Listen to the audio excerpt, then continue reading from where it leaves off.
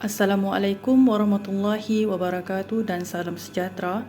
Pada hari ini kami ingin membentangkan laporan kajian kami dari kumpulan 7 Seksyen 3 iaitu dari kursus pengajian Islam yang bertemakan Undang-Undang Jenayah Islam iaitu mengambil tajuk Ancaman Murtad terhadap Umat Islam pada masa kini.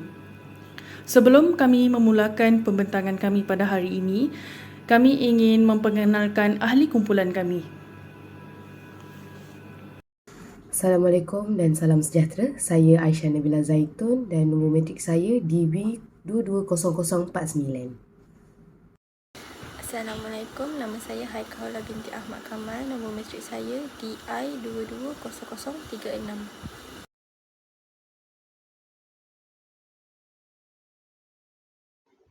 Assalamualaikum, nama saya Nurul Amanisha binti Basiran, nombor metrik DE220004. Assalamualaikum warahmatullahi wabarakatuh. Nama saya Nurul Nadiah binti Muhammad Sa dan nombor kad metrik saya adalah DB220033. Assalamualaikum, nama saya Nurul Akilah binti Hashim, nombor metrik DI220016. Hai, Assalamualaikum. Nama saya Nurul Syazana binti Zaini, nombor metrik DI220031. Assalamualaikum, nama saya Siti Najiha binti Muhammad Razib, nombor metrik DI220008. Nama saya Nurinani binti Abdullah, nombor metrik DB220122. Nama saya Nur Syatika binti Abdul Basis, nombor metrik DI220064. Ini adalah isi kandungan di dalam slide ini, iaitu ada 6 bab. Yang bab pertama adalah pendahuluan, bab kedua adalah penghentian isu dan bab ketiga adalah isu dari kacamata Islam, bab 4 hasil dapatan dan analisis hasil dapatan, bab 5 cadangan langkah mengatasi isu dan akhir sekali bab 6 kesimpulan. Pendahuluan, murtad bermakna orang yang kembali daripada sesuatu kepada selainnya. Dari istilah syarak pula, murtad ditakfirkan sebagai keluar daripada Islam dan kembali kepada kufur serta membebaskan diri daripada Islam, sama ada dengan niat atau perbuatan atau perkataan, sama ada diucapkan dengan gurauan atau penentangan atau etikat. Murtad menurut bahasa Arab berasal daripada perkataan rida, manakala dari segi bahasa, rida bermaksud kembali kepada sesuatu kepada yang lain. Oleh itu, daripada sudut linguistik, murtad bermaksud orang yang kembali daripada sesuatu kepada sesuatu yang lain. Manakala dari segi istilah syarak pula, murtad diiktirafkan sebagai meninggalkan Islam dan kembali kepada kekufuran serta membebaskan diri daripada Islam, sama ada dengan niat ataupun perbuatan ataupun perkataan yang diucapkan dengan gurauan atau tentangan dan keimanan. Daripada Kamus Undang-Undang Jenayah Syariah, Hudud, Kisah dan Takzir, mentakrifkan riddah dari segi bahasa bermaksud orang yang kembali. Oleh itu, murtad ialah orang yang kembali kepada kekufuran setelah menerima Islam ataupun orang Islam keluar daripada Islam. Manakala daripada segi istilah pula ialah perbuatan yang dilakukan atau perkataan yang disebut oleh orang Islam yang bersifat mulatur, di mana perbuatan atau perkataan tersebut menyebabkan seseorang itu keluar daripada agama Islam. Menurut kamus istilah, perbuatan jenayah murtad merupakan jenayah yang besar dalam Islam. Oleh itu, ulama fiqh memasukkan murtad sebagai salah satu kesalahan jenayah yang termasuk dalam kategori hudud. Penyataan masalah dalam kajian ini ialah: yang pertama, Mahkamah Persekutuan membezakan keputusan kes M. Indira Gandhi. Isunya adalah berbeza, iaitu mencabar proses kemasukan Islam berbanding dalam kes-kes ini. Isu tersebut tidak dicabar, tetapi hanya berkisar tentang isu mahu keluar Islam sahaja. Yang kedua, peruntukan jelas tentang kebebasan mahkamah syariah. Bidang kuasa asal dan struktur yang sama dengan mahkamah sivil juga perlu dimasukkan dalam pindaan tersebut, kerana setakat ini hanya negeri tertentu yang telah meminda undang-undang tubuh mereka pada tahun 2001 bagi memasukkan penubuhan mahkamah tersebut. Yang ketiga pula, bermula pada tahun tersebut, Mahkamah Sivil tidak lagi berbidang kuasa menyemak keputusan Majlis Agama dan Jawatan Kuasa berkenaan di dalam negeri Selangor. Hal ini disebabkan keputusan pihak berikut banyak berkait rapat dengan ajaran agama Islam dan isu Islam sendiri. Bagi negeri-negeri lain, penubuhan Mahkamah Syariah melalui undang-undang hanya terdapat di dalam akte negeri sahaja. Yang terakhir sekali, kerangka sistem perundangan Islam yang diperkenal melalui sistem penjajahan dengan meletakkan semua isu Islam dalam akte pentadbiran perlu diubah. Undang-undang perlu digubal, bukan lagi dikumpulkan dalam satu undang-undang, tetapi dipecahkan secara lebih spesifik. Walaupun usaha ini telah pun dimulakan seperti pewujudan beberapa undang-undang khusus. Seterusnya, persoalan kajian.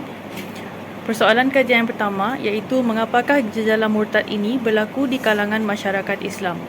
Yang kedua, bagaimanakah cara untuk mengenal pasti kaedah penyelesaian bagi menangani masalah pertukaran agama di kalangan umat Islam. Persoalan yang ketiga, adakah undang-undang dan perlembagaan pada masa kini dapat memetabatkan undang-undang syariah mengikut syarat yang telah ditetapkan?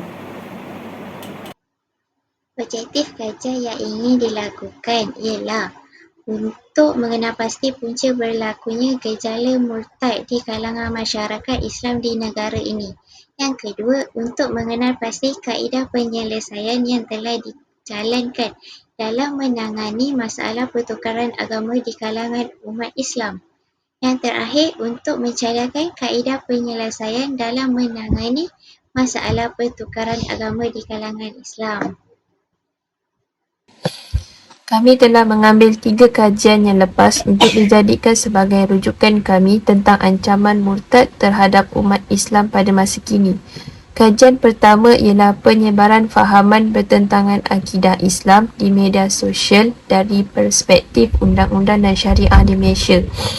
Kajian ini membincangkan bahawa kemunculan ajaran dan agama yang menyeleweng adalah berpunca daripada kemajuan teknologi media sosial.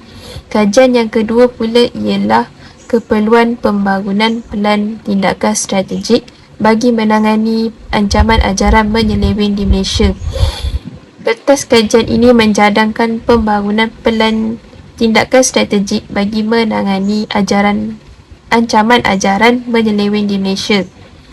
Kajian yang ketiga ialah pemikiran tidak beragama dalam kalangan belia Islam di Malaysia, suatu kajian rintis.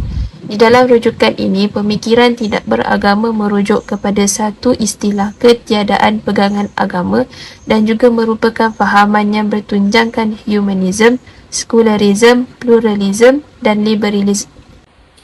Metodologi boleh didefinisikan sebagai satu kaedah yang digunakan untuk menjalankan kajian ke atas satu subjek kajian tertentu. Di bawah bahagian ini juga akan membincangkan tentang reka bentuk kajian, sampel kajian, instrumen kajian dan prosedur menganalisis data bagi menjawab semua persoalan yang telah dikemukakan lebih awal. Yang pertama ialah reka bentuk kajian. Kaedah kajian kami adalah berbentuk deskriptif, iaitu kaedah kaji selidik untuk mendapatkan maklumat. Kami mengagihkan soal selidik tersebut kepada responden melalui Google Form. Soal selidik itu berlatar belakangkan responden dan aspek-aspek yang berkaitan. Maklumat yang diterima dianalisis secara kuantitatif, iaitu berdasarkan kategori kuantiti. Yang kedua ialah sampel kajian. Sampel kajian terdiri daripada mahasiswa dan mahasiswi UTHM yang beragama Islam. Populasi dalam kajian ini adalah dalam lingkungan 80 orang responden. Yang ketiga ialah instrumen kajian. Instrumen kajian yang digunakan adalah borang soal selidik yang mengandungi beberapa item berdasarkan objektif kajian. Cara kami mendapatkan responden ialah kami kongsikan pautan borang soal selidik itu ke grup WhatsApp UTHM dan responden diminta menjawab borang soal selidik dengan lengkap. Bagi teknik pensampelan, Yang digunakan ialah teknik pensempelan rawak mudah di mana mahasiswa-mahasiswi UTHM dapat meluangkan masa untuk menjawab soalan-soalan di dalam Google Form tersebut. Cara mendapatkan maklumat dan data responden. Terdapat 4 bahagian iaitu bahagian A, bahagian B, bahagian C dan bahagian D. Bahagian A merupakan maklumat diri responden itu sendiri. Bahagian B ialah pengenalpastian tentang punca berlakunya gejala murtad di kalangan masyarakat Melayu Islam di negara ini. Bahagian C ialah mengenai pengenalpastian kaedah penyelesaian yang telah dijalankan dalam menangani masalah pertukaran agama di kalangan umat Islam. Bahagian D ialah cadangan kaedah penyelesaian dalam menangani masalah pertukaran agama di kalangan umat Islam. Objektif pertama kajian ini ialah mengenal pasti punca berlakunya gejala murtad di kalangan masyarakat Islam di negara ini. Objektif yang kedua ialah mengenal pasti kaedah penyelesaian yang telah dijalankan dalam menangani masalah pertukaran agama di kalangan umat Islam. Dan yang terakhir ialah mencadangkan kaedah penyelesaian dalam menangani masalah pertukaran agama di kalangan umat Islam. Kajian ini menggunakan pelbagai pilihan dan mengandungi liket 5 mata yang mempunyai 5 aras, iaitu aras 5 ialah sangat setuju, aras 4 adalah untuk setuju, aras 3 adalah untuk tidak pasti, aras kedua adalah untuk tidak setuju dan aras 1 adalah untuk sangat tidak setuju. Fokuskan kepada masalah murtad yang dihadapi oleh umat Islam pada masa kini. Kajian ini akan merangkumi aspek-aspek berikut seperti menganalisis faktor-faktor berlakunya gejala murtad yang mempengaruhi individu. Setelah itu, mengenal pasti individu yang cenderung menjadi murtad. Akhir sekali, kajian ini menilai tindak balas dan strategi yang diambil oleh individu untuk menangani ancaman murtad. Okey, sekarang kita akan masuk pada tajuk kepentingan kajian.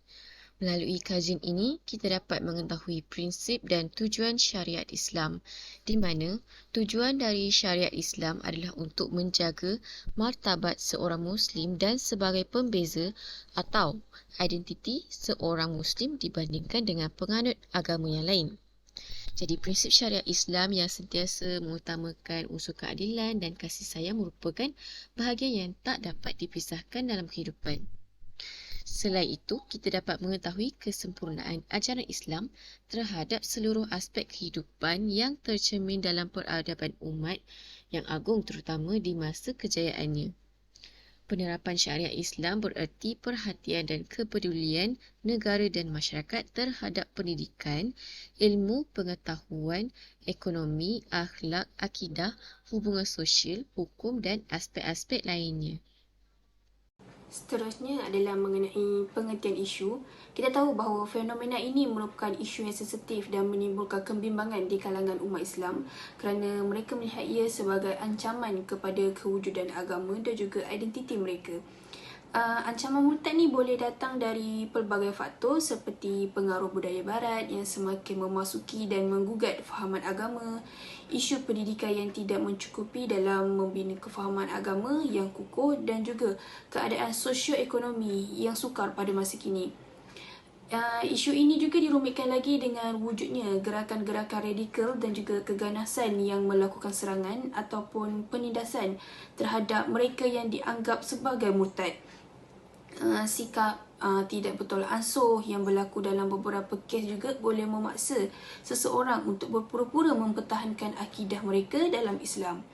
Walaupun sebenarnya mereka telah meragui atau meninggalkannya dalam menghadapi isu ancaman murtad, umat Islam perlu mengeratkan lagi hubungan agama dan juga menyokong antara satu sama lain. Pendidikan agama yang baik yang melibatkan masyarakat dan keluarga juga merupakan kunci kepada pembinaan iman yang kukuh. Selain itu, interaksi dan juga dialog yang positif antara penganut agama juga boleh menjadi langkah yang penting untuk kita mengurangkan rasa takut dan syakwan sangka terhadap murtad. Faktor murtad terhadap umat Islam pada masa kini yang saya boleh senaraikan ada 4, iaitu yang pertama adalah berkaitan pendidikan dan pengetahuan yang terhad.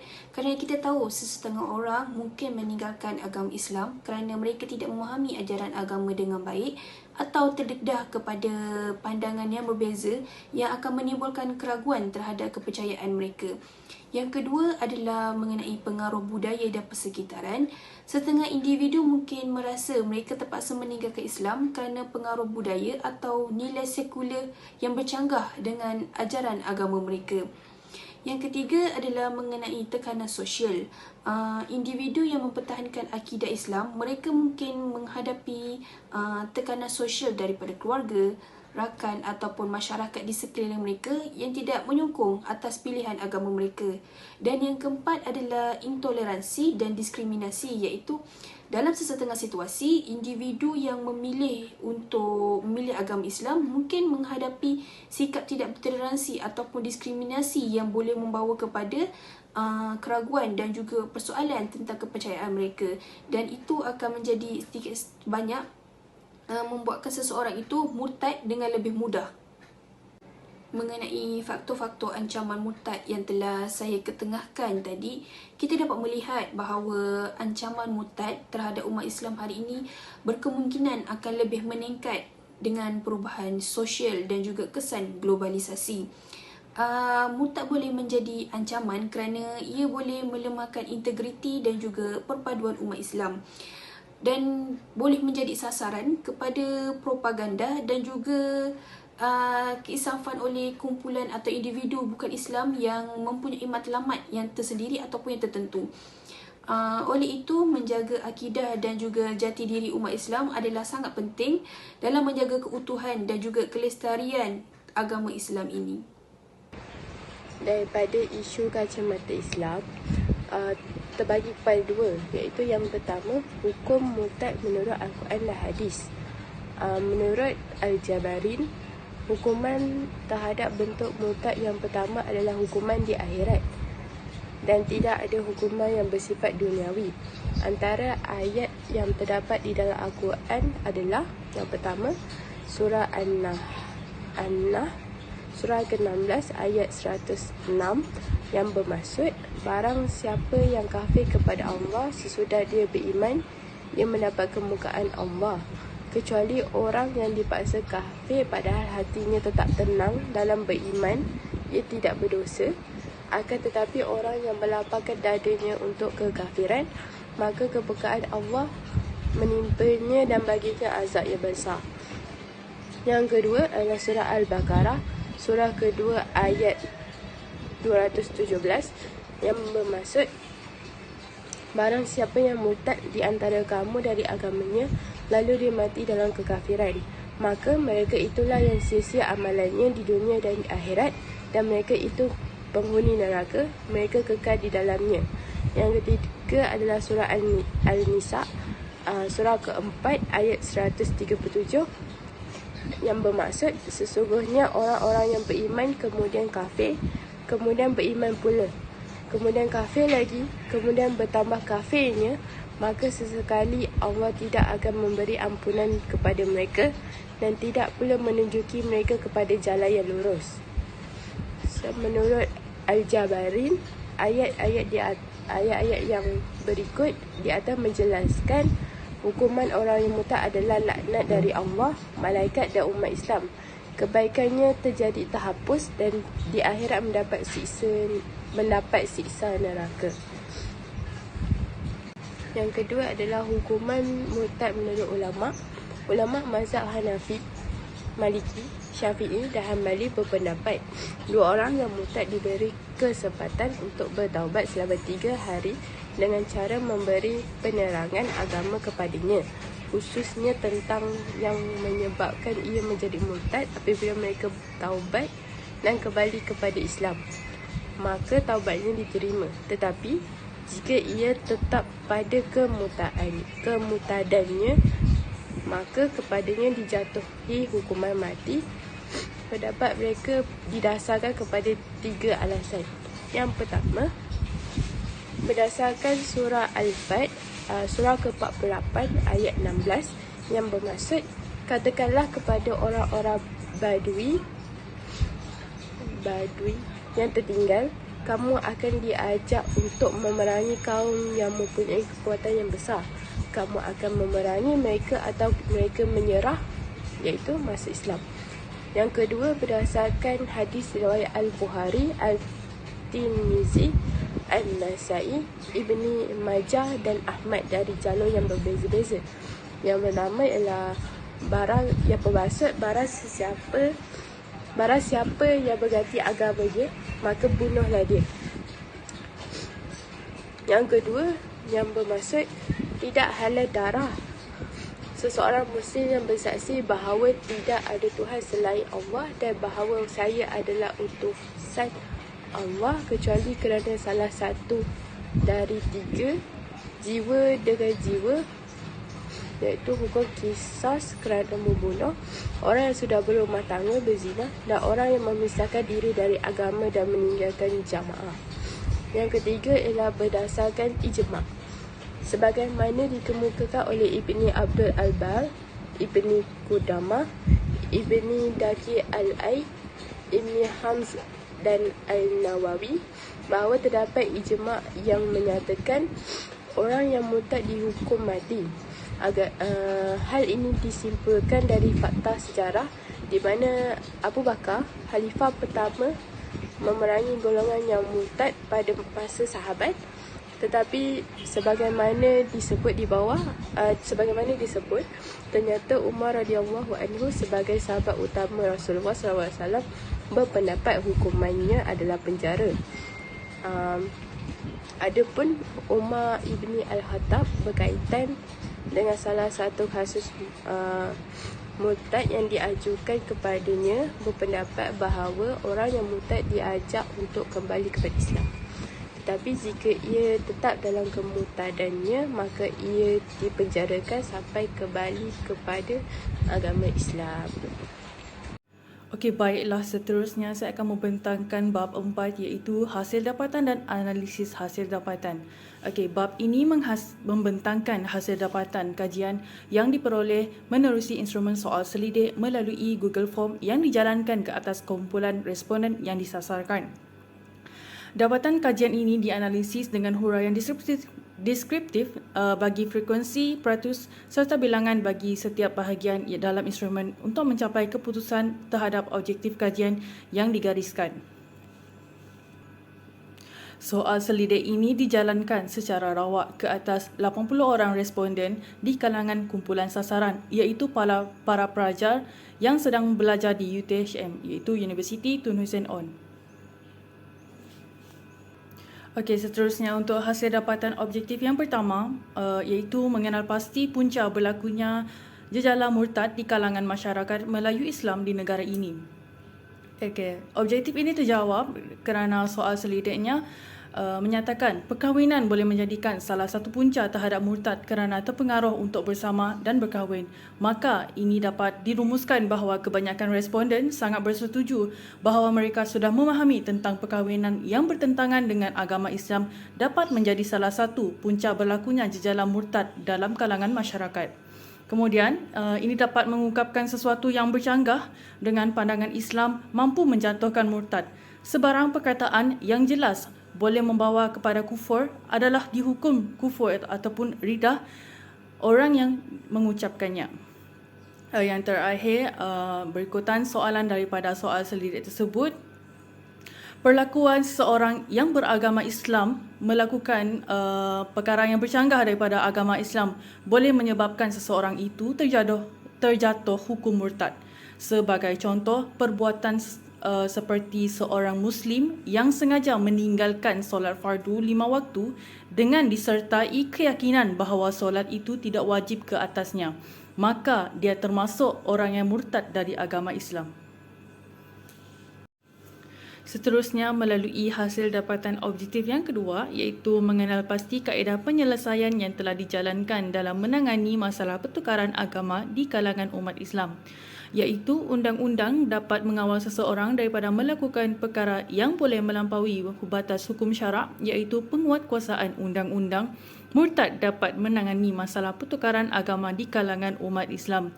Seterusnya, menjauhkan diri daripada tempat-tempat maksiat yang mendorong berbuat tercela seperti diskotik, kelab malam dan sejenisnya dapat menangani masalah pertukaran dalam agama Islam.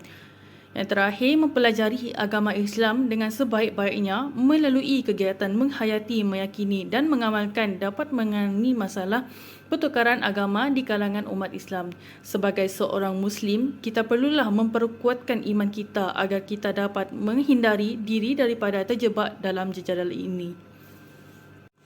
Seterusnya, berikut merupakan hasil dapatan objektif yang ketiga, iaitu mencadangkan kaedah penyelesaian dalam menangani masalah pertukaran agama di kalangan umat Islam. Antara soalan yang ada di dalam soal selidik tersebut ialah data yang diperolehi iaitu mencintai dan menikahi seseorang yang juga beragama Islam dapat menangani masalah pertukaran agama di kalangan umat Islam. Ini membuktikan bahawa perkahwinan berlainan agama tidak dibenarkan dan tidak diiktiraf di negara ini serta boleh diambil tindakan oleh pihak berkuasa agama di negeri-negeri. Seterusnya, senantiasa memupuk keimanan dan keislaman dengan cara selalu berbuat baik dan gemar beribadah merupakan salah satu cadangan kaedah penyelesaian dalam menangani masalah pertukaran agama di kalangan umat Islam. Hal ini dikatakan demikian kerana dengan hilangnya keimanan dalam diri seorang Muslim, ia akan mudah untuk berpindah agama. Yang terakhir, rumusan daripada data kualitatif yang diperolehi menjelaskan majoriti pelajar memahami bahawa menjauhkan diri daripada orang-orang yang berperilaku buruk seperti mabuk-mabukan, suka membolos, suka berkelahi dan perbuatan tercela lainnya dapat menangani masalah pertukaran agama di kalangan umat Islam. Jadi kita bergerak kepada topik cadangan langkah mengatasi isu. Jadi dalam topik ini kita ada 7 poin. Kita ada 7 poin. Jadi poin yang pertama adalah pendidikan dan kesedaran, di mana dengan mengedukasi masyarakat tentang betapa pentingnya kebebasan beragama, toleransi dan saling menghormati keyakinan orang lain, dengan kita menyebarkan informasi yang akurat, iaitu akurat, jelas dan betul tentang agama, dia dapat menghilangkan ketidaktahuan dan prasangka antara satu sama lain ataupun antara manusia dan agama itu sendiri, dapat membantu mengurangi murtad. Jadi poin yang kedua adalah dialog antara agama. Dengan adanya dialog antara agama ni, dia mendorong dialog dan pertemuan antara pemuka agama dan komunitas agama, di mana antara orang yang dah pro tentang bab agama dan orang yang tertanya-tanya dan mempunyai banyak soalan tentang agama dia tersendiri. Sebenarnya diorang ni berbeza dalam membangunkan fahaman dan diorang menghormati perbezaan antara satu sama lain, pendapat masing-masing. Jadi dialog ini dapat membantu mengatasi ketegangan dan meningkatkan toleransi di antara umat beragama. Jadi poin yang ketiga adalah penguatan identitas agama. Dengan kita membangunkan identitas agama yang kuat, dengan kita mempromosi fahaman yang mendalam dengan ajaran agama dan nilai-nilainya, ini sebenarnya dapat melibatkan pendidikan agama yang lebih baik di sekolah-sekolah, sebab sekolah-sekolah kan ramai student, dan komunitas serta peningkatan peran keluarga dalam memperkuatkan keyakinan agama. Sebenarnya dia main dalam banyak circle circle sekolah, circle komuniti, iaitu masyarakat kita setempat, dan paling penting adalah keluarga. Jadi poin kita yang keempat adalah pembangunan komunitas, iaitu dengan kita membangunkan komunitas yang eksklusif dan mendukung, iaitu support lah. Ada antara diorang ni akan merasa diterima dan dihargai dengan perasaan tanpa takut dikuatirikan dengan kehilangan agama mereka. Sebab ada antara diorang ni, diorang takut diorang hilang agama diorang sebab diorang tak ada fahaman diorang sebenarnya. Diorang tak ada support dalam agama diorang. Sebab kita nak buat semua benda, kita kena ada, apa orang cakap, pembimbing. Jadi diorang tak ada pembimbing, so diorang takut diorang hilang daripada agama mereka, diorang sendiri. Jadi dia mendorong partisipasi aktif dalam kegiatan sosial dan keagamaan juga sebenarnya dapat membantu menjaga keterikatan individu dengan komunitas agama mereka. Dengan cara ni, diorang dapat menjaga, secara langsung dapat menjaga hubungan antara satu sama lain. Jadi kita bergerak kepada pembinaan spiritual. Poin yang kelima. Dengan menyediakan dukungan dan bimbingan spiritual kepada individu yang meragukan atau merasa terasing dari agama, pendekatan yang terbuka juga sebenarnya dapat membantu mereka memperkuatkan keyakinan diri sendiri atau memberikan solusi yang memadai bagi setiap soalan, pertanyaan dan keraguan mereka sendiri. Ya. Jadi poin yang keenam iaitu hukum dan kebijakan. Dengan memastikan perlindungan hukum dan yang adil bagi semua individu dalam menjalankan agama mereka, termasuk melindungi hak individu untuk memilih agama mereka sendiri atau tidak memiliki agama. Hukum dan kebijakan yang jelas dan natural dapat membantu juga mereka untuk mengatasi diskriminasi dan persekusi terhadap mereka yang memilih murtad.